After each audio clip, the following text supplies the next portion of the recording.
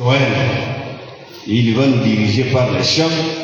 Nous le connaissons bien, il travaille au niveau de notre cabine de la sonorisation. Après lui, nous sommes avec le frère Moïse Kikou.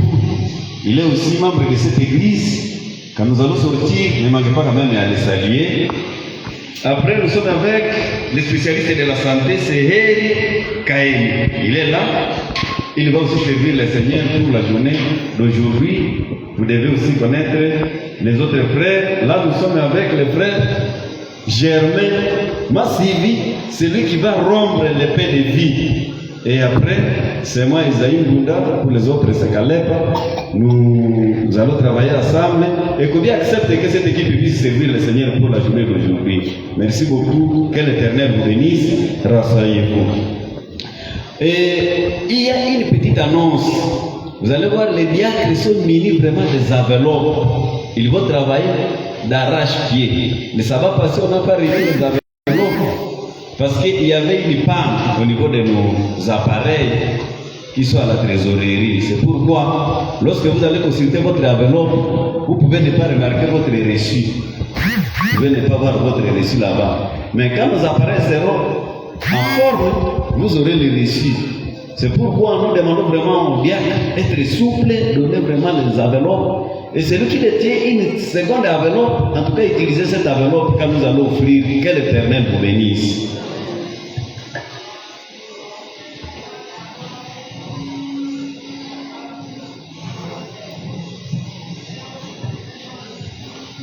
Bien-aimés dans le Seigneur, bonjour à tous. Notre verset clé se trouve à Jacques, chapitre 2, le verset 14. Nous allons lire au nom du Seigneur. Jacques, chapitre 2, le verset 14, dit ceci. Mes frères et sœurs, que sert-il à quelqu'un de dire qu'il a la foi s'il n'a pas les œuvres? Cette foi peut-elle le sauver? Que l'Éternel bénisse sa parole au nom de Jésus.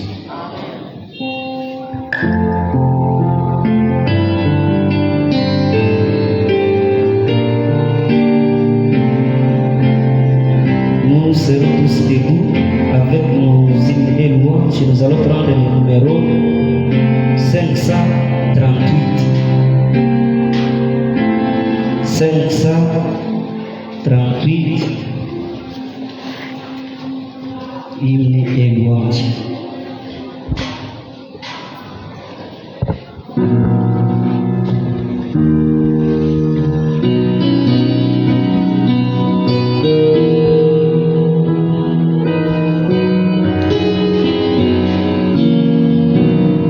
Ensemble,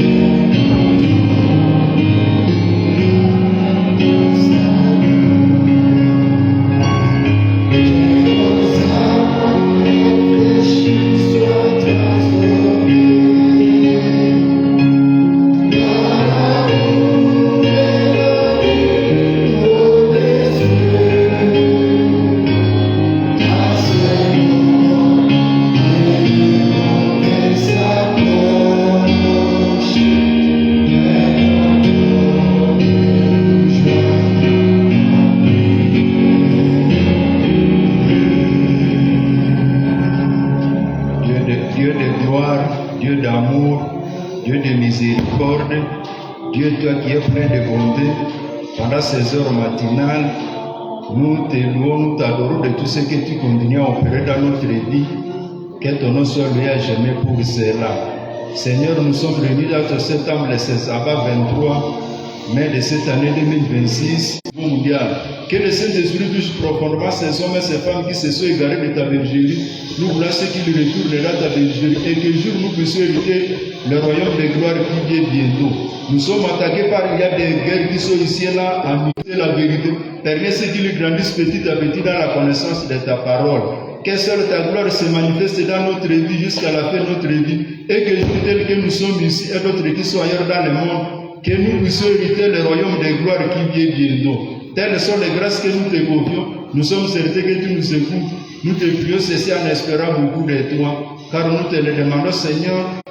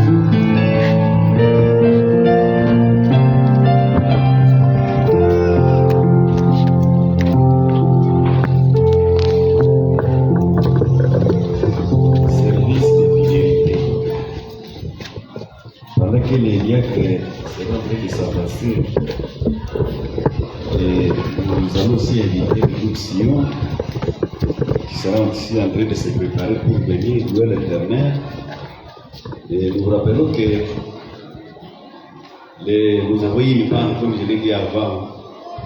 Je pense que les diacres sont en train de connaître déjà les enveloppes. Si vous avez une enveloppe supplémentaire, vous pouvez glisser les offrandes dans cette enveloppe-là. Ce que nous allons lire ici, avant de passer les offrandes, c'est pour un monsieur qui a expérimenté le thé, la console de thé. Et lui a trouvé 8 thés. Il a dit que ce sont les 8 thés d'une vie reconnaissante qui lui ont enseigné à vivre la gratitude. Maintenant, ce monsieur est allé en Amérique, dans un état qu'on appelle Arizona. Lorsqu'il est allé là, il est allé d'abord avec 3 thés. Le premier thé, c'est le temps. Il a expérimenté aussi les talents. Il a vu aussi L'autre était, c'est le trésor. Donc il a trouvé que pour témoigner, il faut d'abord jouer bien sur les temps, sur aussi les talents, et c'est aussi ce qui se trouve à poche. Maintenant, lorsqu'il est allé à mission, il s'est ajouté d'autres dés jusqu'à ce qu'il a trouvé combien de dés? 8 dés. Je vais les citer. Le premier dé, il a consacré son temps chaque jour à Dieu pour travailler. Le deuxième dé, il a utilisé son talent. Donc pour témoigner, il faut se servir du talent. Troisième dé, il a utilisé l'argent. L'évangile doit aller avec les moyens. C'est pourquoi déjà les diacres et diaconés sont déjà là avec les offertoires. Pour montrer que vraiment on ne peut pas aller témoigner sans qu'il y ait quelque chose que nous allons offrir à Dieu. Il y a aussi maintenant les témoignages, c'est quatrième thé, les témoignages. Partager fidèlement ce que Dieu a fait. Ce que Dieu a fait, et nous devons faire ça dans notre vie. Cinquième thé, notre temple, mon temple.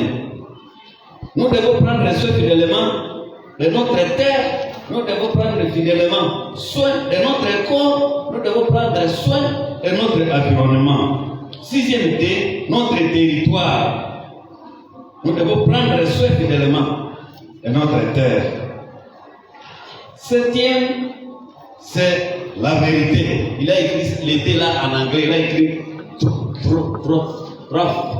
il y a le TH. Il dit protéger et aussi partager fidèlement la parole de Dieu. Ça c'est le septième thé. Et à la fin, le huitième, c'est notre tribu. Nous devons nous occuper de notre famille. Nous devons nous occuper de notre famille de l'église. Nous devons nous occuper de notre famille mondiale. Et tout c'était là.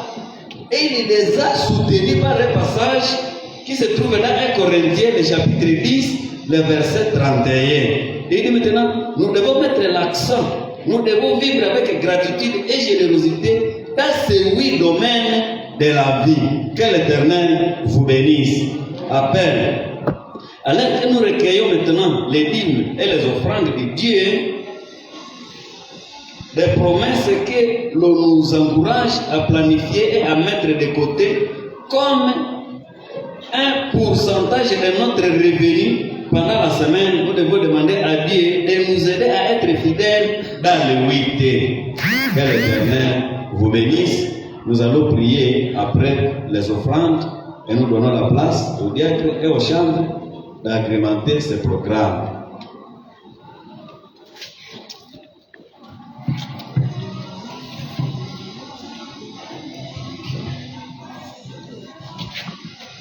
In the ranks of Christian workers, there are places yet to fill. Jesus calls for faithful toilers with an eye on heart and will.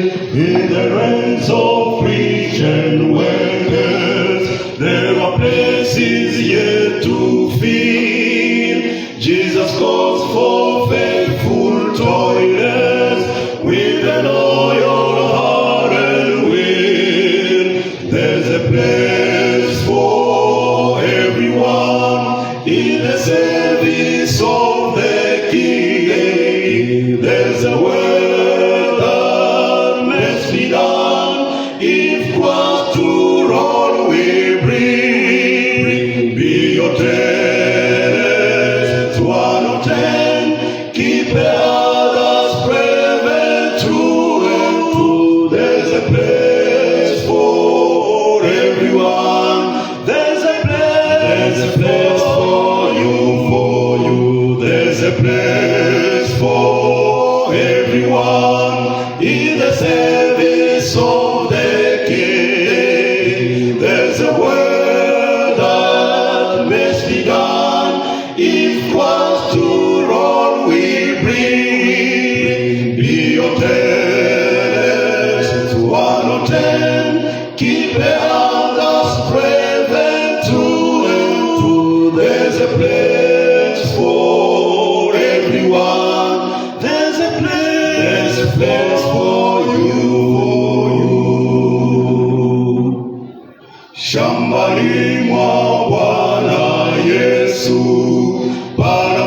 nafasi nyingi mno, ndipo aita wavunaji wenye moyo msafi. Panafasi kwako penye kazi ya mfalme, kueleza Injili, tangaza pendo lake. Iweni na moyo wa kila juhudi, kwani kila Mkristo anahusika. Panafasi kwako penye kazi ya mfalme, kueneza Injili, tangaza pendo lake.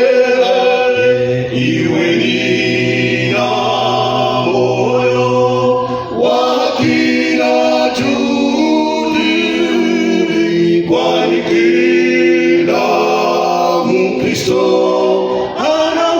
anahusika, kwani kila Mkristo anahusika, kwani kila Mkristo anahusika.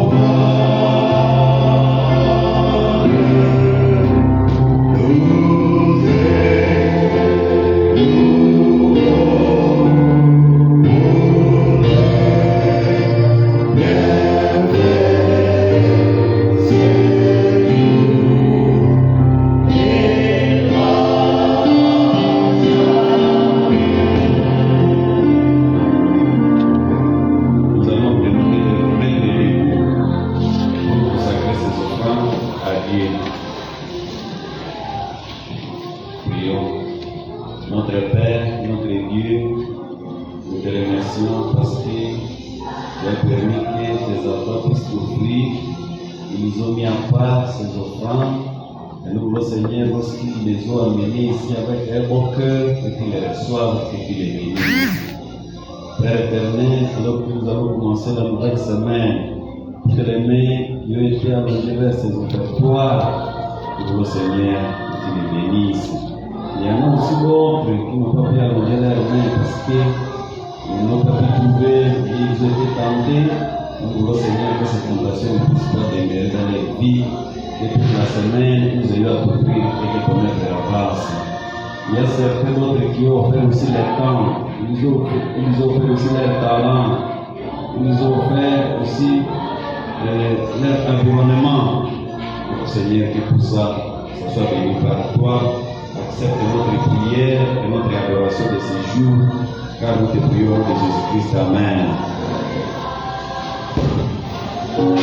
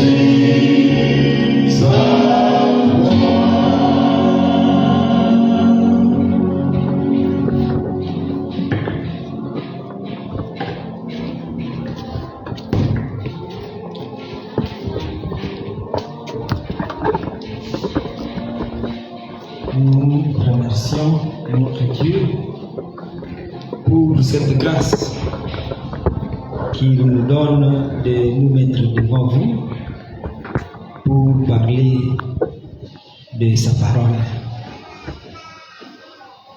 Nous mettons aussi tous ceux qui nous sont précédés entre les mains de l'Éternel. Ils ont prêché, ils ont parlé de la parole de Dieu depuis le matin jusqu'à maintenant.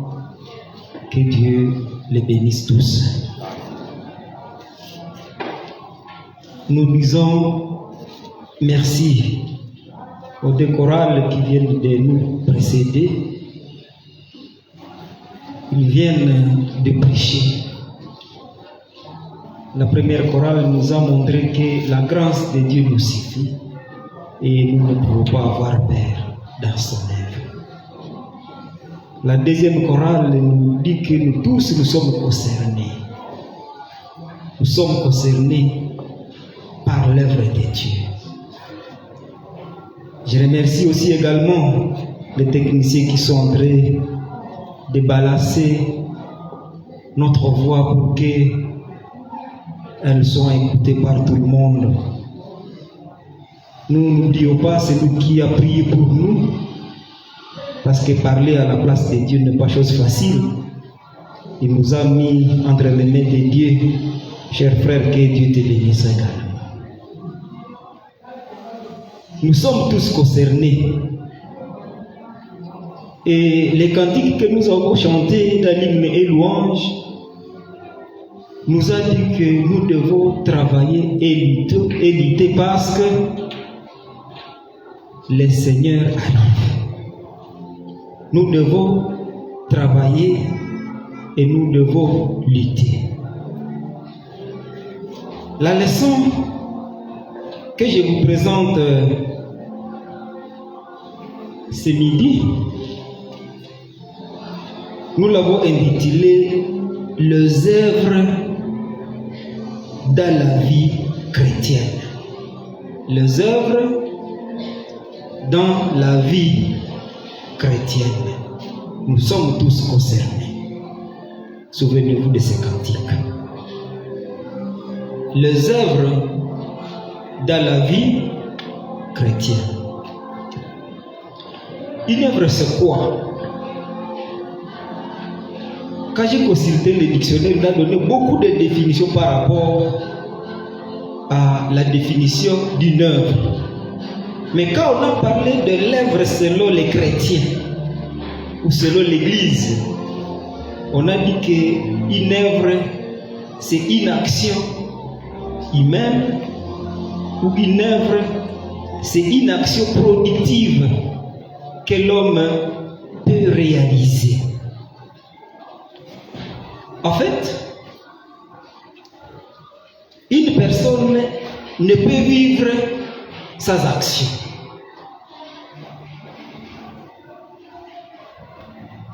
Bonne ou mauvaise, nous faisons toujours des actions.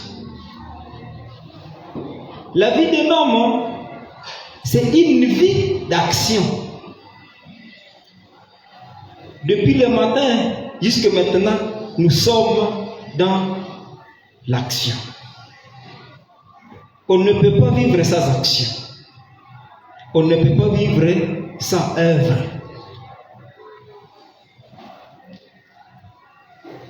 Dans notre communauté, notre valeur dépend de quoi?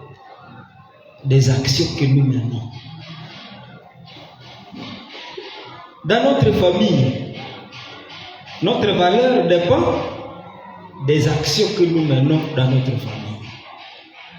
Là où nous travaillons, notre valeur dépend de l'action que nous faisons. Dans l'église, notre valeur va dépendre aussi de quoi? Des actions que nous menons dans l'église. La vie d'un homme est constituée que quoi? Que des actions.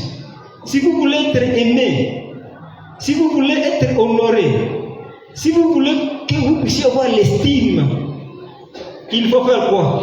des actions. Il faut faire les actions. Nos actions ne meurent pas.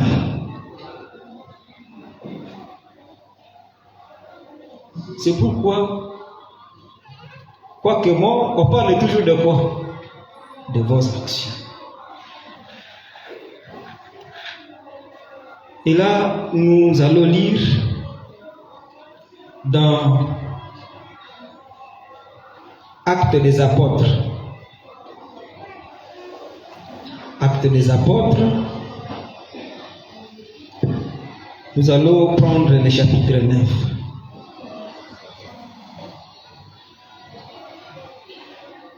Actes des Apôtres, le chapitre 9.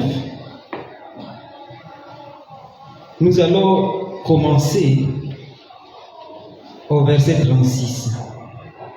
Je suis en train de dire que les actes ne meurent pas. Les œuvres que nous faisons ne meurent jamais. Actes, le chapitre 9, le verset 36 à 39. Ici, nous trouvons l'histoire d'une dame appelée Dorcas. Je vais lire. Il y avait à Joppé, parmi les disciples, une femme nommée Tabitha, ce qui signifie Dorcas. Elle faisait beaucoup de bonnes œuvres et aumônes. Elle tomba malade à cet état-là et mourit. Après l'avoir lavée, on l'a déposée dans une chambre haute. Comme l'île est près de Joppé, les disciples ayant appris que Pierre s'y trouvait, envoyèrent 2 hommes vers lui pour les prier de venir chez eux sans tarder. Le verset 39. Pierre se levant et partit avec ses hommes. Lorsqu'il fut arrivé, on le conduisit dans la chambre haute. Toutes les veuves l'entourèrent en pleurant et lui montrèrent les tuniques et le vêtement que faisait Dorcas pendant qu'elle était avec elle. J'ai très bien dit que les œuvres ou les actions ne meurent pas. Dorcas, qui faisait beaucoup de bonnes œuvres selon la Bible, elle est morte. Et quand elle est morte, on l'a soignée, on l'a placée dans une chambre haute, on a fait venir Pierre. Et quand Pierre arrive, on lui montre quoi? On lui montre les tuniques, on lui montre les vêtements que cette dame faisait pendant qu'elle était encore à vie.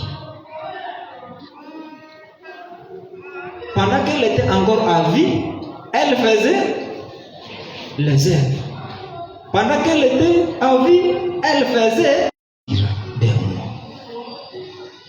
Quand j'étais vivant,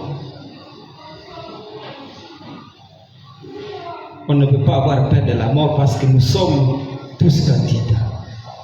Mais alors, après la mort, qu'est-ce qu'on dira de nous?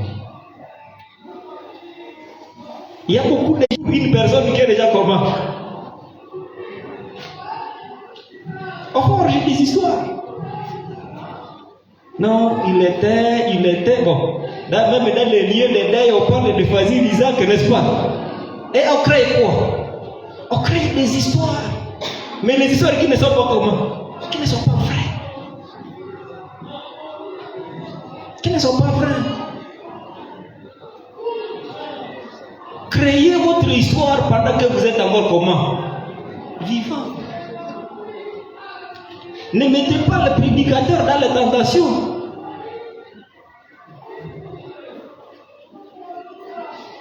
Ne mettez pas ceux qui vous accompagnent dans la tentation.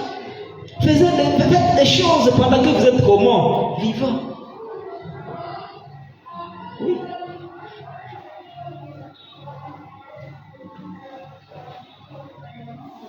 Il y a un chanteur que vous connaissez très bien, c'est Beka qui a dit que les gens peuvent faire quoi?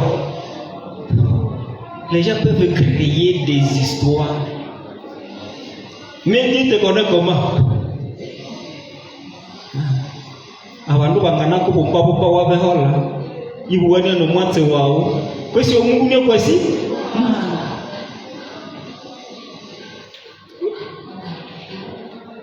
Comment Dieu vous connaît?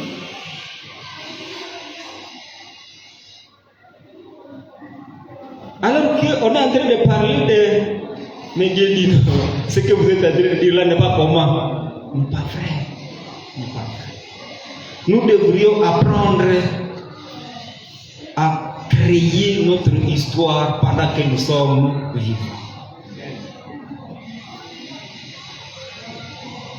Je me mets souvent dans la place des dirigeants de l'école du sabbat.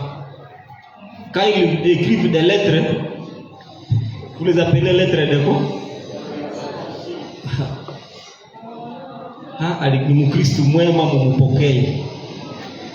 C'est lui qui arrive à l'église à 12 heures de moins.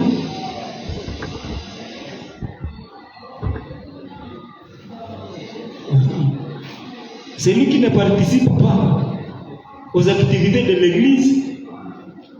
Mais fait que mon frère Kayandoula et Jacques mettent quoi? Un beau chrétien.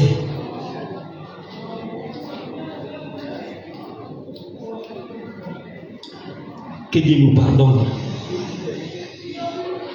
Que Dieu nous pardonne. Parce que nous avons trompé plusieurs fois. Mais ce qu'il faut que nous puissions tromper, c'est nous-mêmes, ce sont les chrétiens qui trompent. Qu'il faut que les dirigeants trompent. Quand il s'agit de transferts, quand il s'agit de ceci, on trompe. On crée une histoire. Parce que vous n'avez pas été à mesure de faire quoi? De créer votre propre histoire.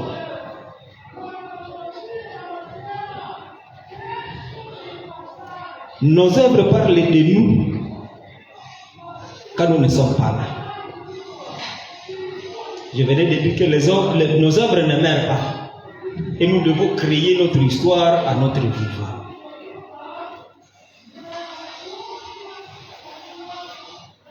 On raconte de nous, on parle de nos œuvres à notre absence. Là, nous sommes dans Luc. Je vais appeler mon frère qui pouvait nous lire Luc 7, le verset 2 à 5.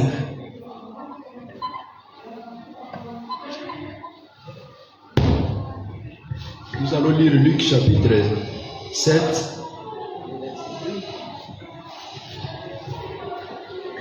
Nous lisons Luc 7, verset 2 à 5. Luc chapitre 7, le verset 2 à 5. Ici, j'ai dédié la version second 21. 7 verset 2 à 5.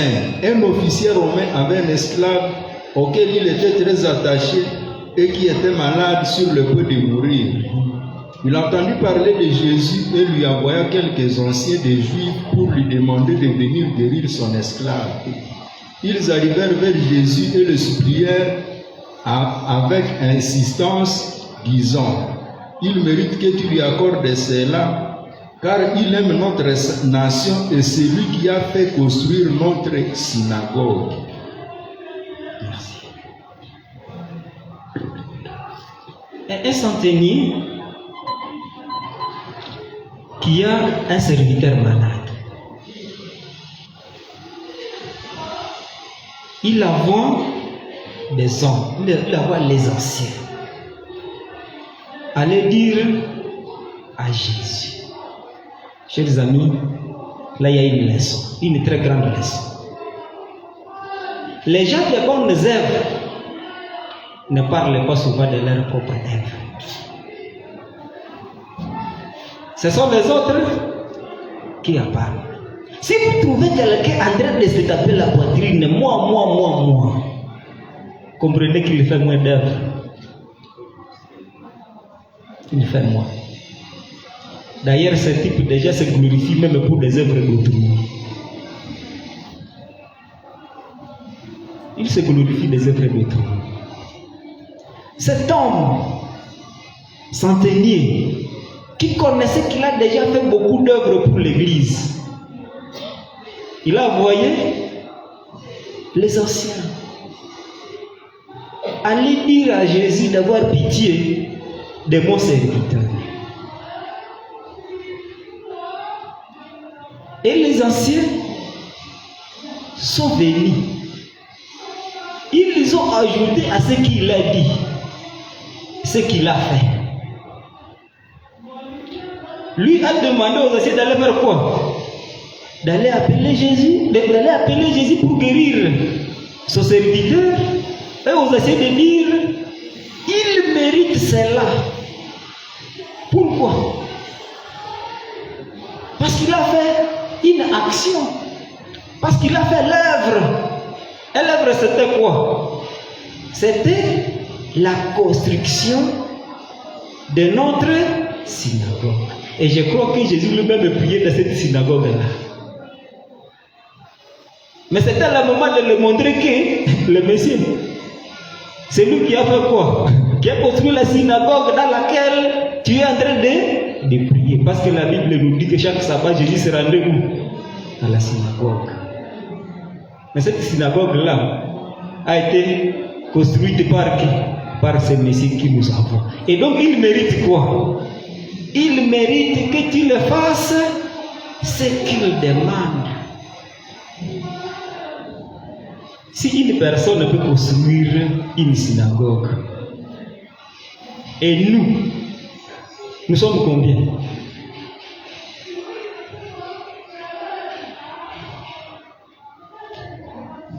On nous dit que ce trimestre est réservé à la construction de l'église des enfants. On fait tout un trimestre. Tous, nous ne sommes pas en mesure de faire quoi? De terminer. Nos œuvres, nos actions. Je crois que nous avons encore recadré les choses. On devait quand même trouver quelqu'un qui dit non, moi je vais quand même amener une lame de vitre. Oui, qui couvre un châssis, c'est bon. Et Dieu sera en train de dire voilà l'action. Cette fois-ci, quand on va parler ici, je crois qu'on va dire qu'il a fait les œuvres, même si on n'a pas vu dans ton enveloppe, mais ça ne sera pas une tromperie, parce que tu auras déjà fait quelque chose. Et chacun doit se poser la question de dire qu'est-ce que j'ai déjà fait? Qu'est-ce que j'ai déjà fait comme œuvre? Les cantiques nous ont dit tous, nous sommes comment? Nous sommes concernés, tous sommes concernés. Votre 1000 francs, votre 500, votre sont attendus pour l'œuvre de Dieu. Sont attendus. Ah oui, notre église. Mais tu as fait quoi? Chacun doit connaître. Ah, on a fait les bancs que tu es en train d'utiliser pour t'asseoir, mais tu n'es pas en mesure de faire quoi? De contribuer 1000 francs. Et tu dis notre église. Non, l'autre a construit une synagogue. Il a construit. Les amis qui sont au balcon sont en train de manquer. Il y en a qui sont en train d'écouter la voix, ils ne me voient pas. Ils avaient besoin de me voir. Il manque quelqu'un qui dit bon, je vais mettre l'écran pour que les amis du balcon aussi voient le prédicateur. On en a de combien de pouces dans nos maisons?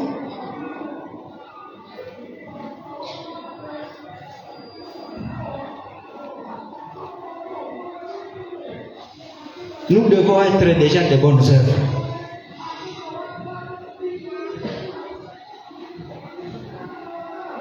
Beaucoup de personnes disent que bon, ce qui est important, c'est la foi. Les œuvres ne comptent pas. Bon, les œuvres ne comptent pas. Les œuvres comptent beaucoup. D'ailleurs, les œuvres sont ce qui montre notre degré de la foi. C'est pourquoi le verset que notre lecteur a lu, qui se trouve dans Jacques 2, nous pouvons le demander de le lire.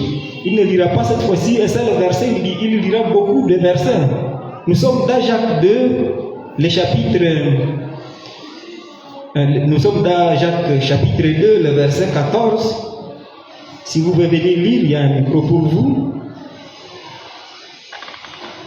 Nous allons lire le verset 14, 17, 18 et 26. Oui. Jacques 2, 14, 17, 18 et le 26e verset. Oui. Mes frères et sœurs, que sera-t-il à quelqu'un de dire qu'il a la foi s'il n'a pas les œuvres? Voilà.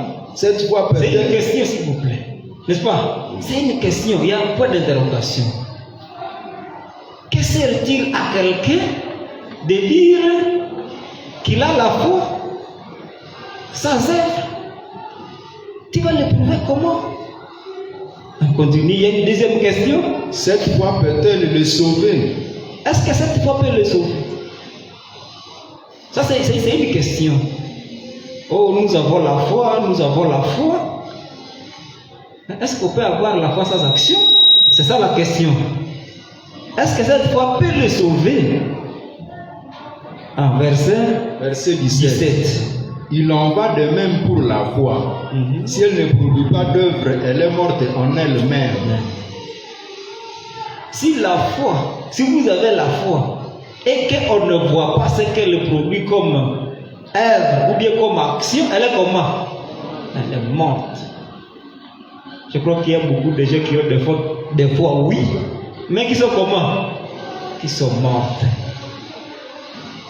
18. Oui. Mais quelqu'un dira, toi tu as la foi et moi j'ai les œuvres. Montre-moi ta foi sans les œuvres et moi, c'est par mes œuvres que je te montrerai ma foi. Est-ce que nous comprenons ce qui doit montrer que nous avons la foi? C'est quoi? Ce sont les œuvres.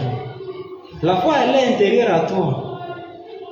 Mais nous voyons quoi? Les actions, nous voyons le fruit. Et effectivement, quelqu'un qui dit qu'il a la foi et il ne fait rien, on peut douter de quoi? De sa foi. On peut douter. Mais au moins quelqu'un qui fait les actions, quelqu'un qui a des œuvres, il peut vous dire qu'il a la foi, vous allez faire quoi? Vous allez accepter. Allez-y. Le verset 26. En effet, de même que le corps sans esprit est mort, de même la foi sans les œuvres est morte. Merci beaucoup pour la lecture. Chers amis, chers frères et sœurs, Dieu nous appelle tous dans l'action. Dieu nous appelle tous à son œuvre. Parce que cela prouve que nous avons la foi. Et je crois que chacun est en train de faire l'introspection. Qu'est-ce que j'ai déjà fait comme action qui peut prouver que j'ai la foi?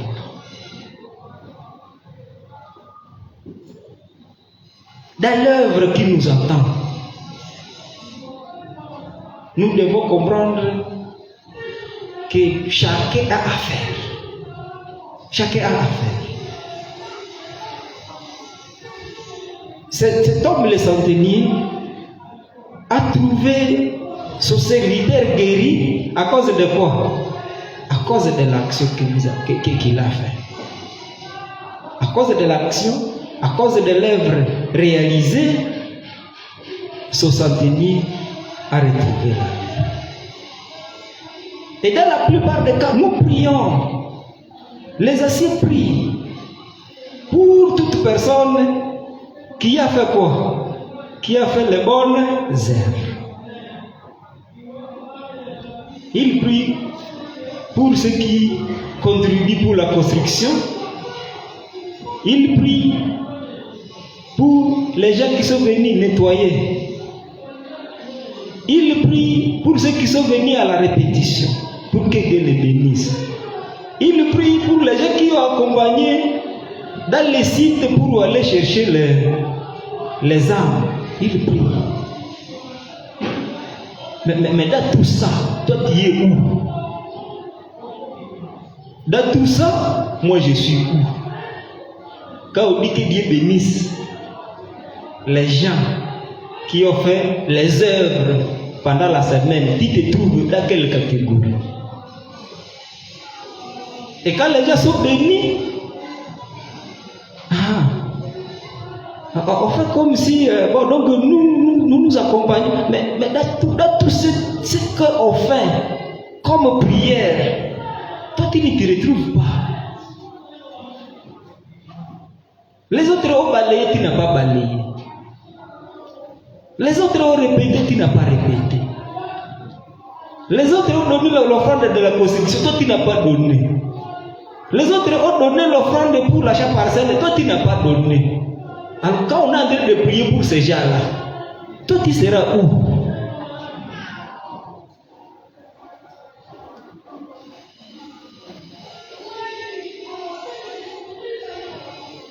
Tu seras où?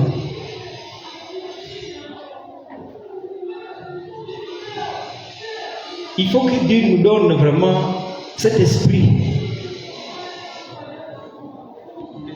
d'aimer sa parole et surtout d'aimer son œuvre. Parce que ces œuvres-là vont même intervenir pendant que Jésus reviendra. Notre dernier verset, nous allons le trouver dans Matthieu 16, verset 17.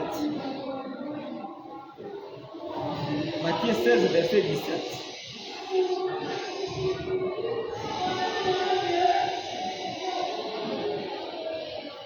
Nous sommes dans Matthieu 16, verset 17.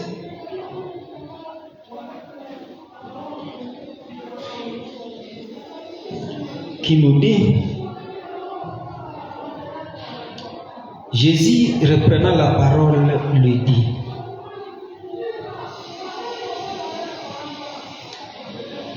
tu es heureux, Simon, fils de Jonas, car ce ne sont pas, je dis quoi, car tu es heureux. Je crois m'avoir trompé des versets.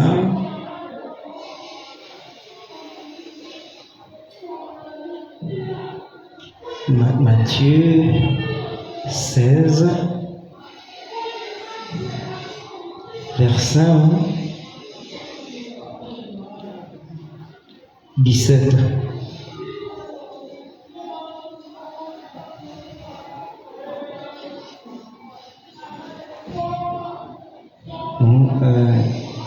Ça nous dit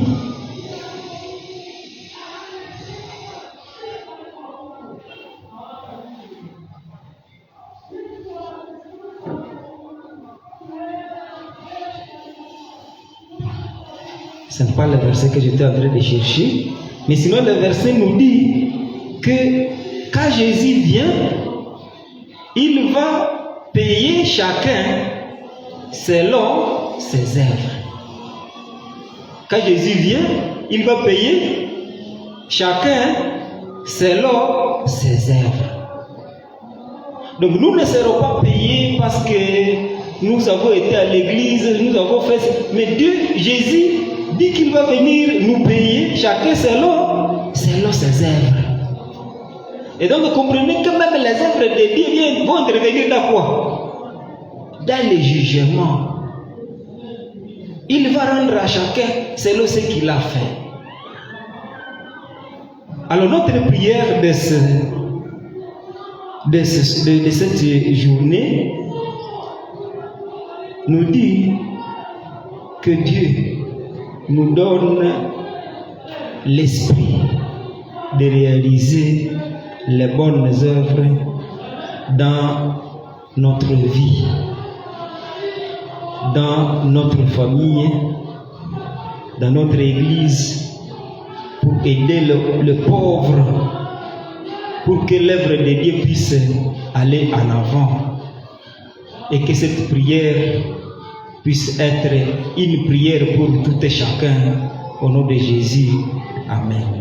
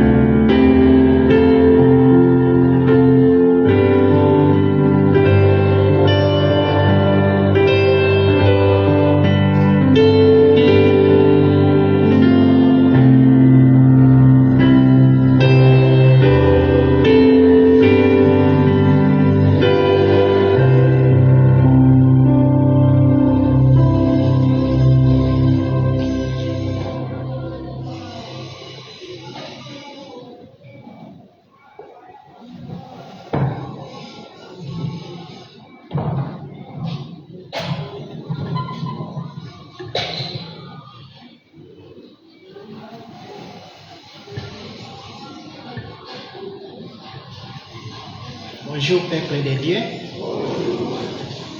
Ici c'est la partie des séminaires pour la santé et tempérance. Nous avons deux sujets que nous allons exposer et enfin on va finir par un débat, une question. Le premier sujet nous concerne, ça nous dit ce qui suit. Choisir la vie, honorer Dieu avec esprit clair, un corps pur. Le deuxième sujet va nous parler sur le 17e plutôt, épidémie d'Ebola. Alors le premier sujet, nous allons ouvrir nos Bibles dans Psaume, le chapitre 119, verset 9.